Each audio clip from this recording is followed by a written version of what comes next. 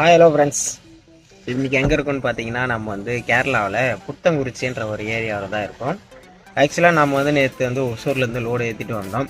என்ன மெட்டீரியல்னு பார்த்தீங்கன்னா, copper material தான் வந்து ஏற்றிட்டு வந்திருக்கோம். இங்கே வந்து ஒரு பெரிய இண்டஸ்ட்ரிக்கு, அதாவது இங்கே ஒரு டிரான்ஸ்ஃபார்மர், இந்த ஒரு பேனல் போர்டு இதெல்லாம் வந்து தயாரிக்கிறாங்க. அந்த ஒரு இண்டஸ்ட்ரிக்கு தான் வந்து நம்ம வந்து லோடு ஏற்றிட்டு வந்திருக்கோம்.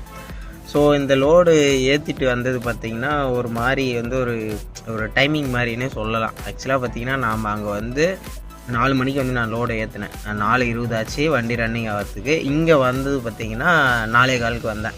கிட்டத்தட்ட ஒரு 12 மணி நேரம் வந்து ஓடி இருக்கு. வண்டி பார்த்திங்கன்னா ஒரு 520 சம்திங் அந்த கிலோமீட்டர் ஓடி இருக்கு. 12 மணி நேரத்தில் வந்திருக்கேன் கேரளாவுக்கு. இதில் என்னடா டைமிங் ஓட்டினியாடா அப்படின்னு சொல்லி கேட்டிங்கன்னா, டைமிங்லாம் கிடையாது நண்பர்களே. டைமிங் வந்து ஓட்ட கிடையாது, நம்ம டைமிங்களோடு எடுக்கிறது கிடையாது. ஸோ இது வந்து ஒரு 3 முக்கியமான ஒரு விஷயம்.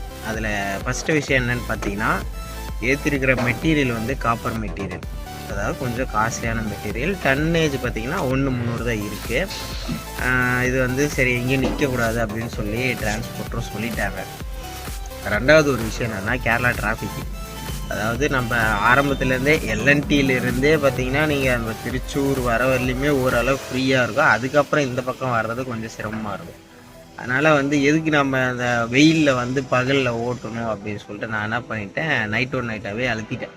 அதாவது கோயம்புத்தூர் வந்து 1 மணிக்கு கோயம்புத்தூர் வந்து 11 மணிக்கு நான் வந்து ரீச் பண்ணேன். 10:30 மணிக்கு ரீச் ஆகிட்டு 11 மணிக்கு வண்டியை வந்து எடுத்தேன்.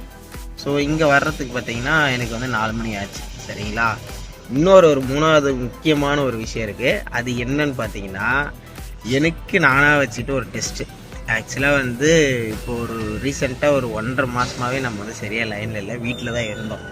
வீட்டில் இருந்து நான் ஃபஸ்ட்டு டைம் வந்து வந்த உடனே கேரளா தான் லோடு ஏற்றுறேன். என்னால் வண்டியே ஓட்ட முடியல. ஸோ வீட்லேயே நல்லா சாப்பிட்டு தூங்கி எழுந்துட்டு வண்டி ஓட்டும் போது 8 மணி 9 மணி ஆனால் உடனே தூக்கம் வருது.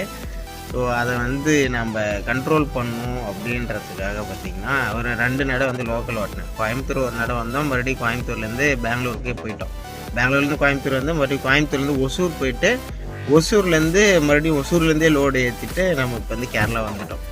ஸோ இந்த மாதிரி ஒரு தூக்கம் வந்து ஒரு மாதிரி கண்ட்ரோல் இல்லாமல் இருக்குது அப்படின்னு சொல்லிட்டு, அதை கண்ட்ரோல் பண்ணுறதுக்காக லோடு எடுத்து நம்ம வந்து நான்ஸ்டாப்பாக ஓட்டலாம் அப்படின்னு சொல்லி ஓட்டி பார்த்தேன். உடம்பு செட் ஆகிடுச்சு, சாப்பாடு செட் ஆகிடுச்சு. ஏன்னா லைனில் வீட்டுக்கு போயிட்டு லைனுக்கு வரவங்க இந்த மாதிரியான ஒரு விஷயத்தெல்லாம் ஃபேஸ் பண்ணுவீங்க. அதெல்லாம் ரொம்ப அன்கண்டிஷனாக போயிடுச்சுன்னா முடிஞ்ச அளவு தூங்கிடுங்க. இப்போ அப்படி இல்லை ஓட்ட முடியும் அப்படின்னா ஓட்டிடுங்க. சரிங்களா?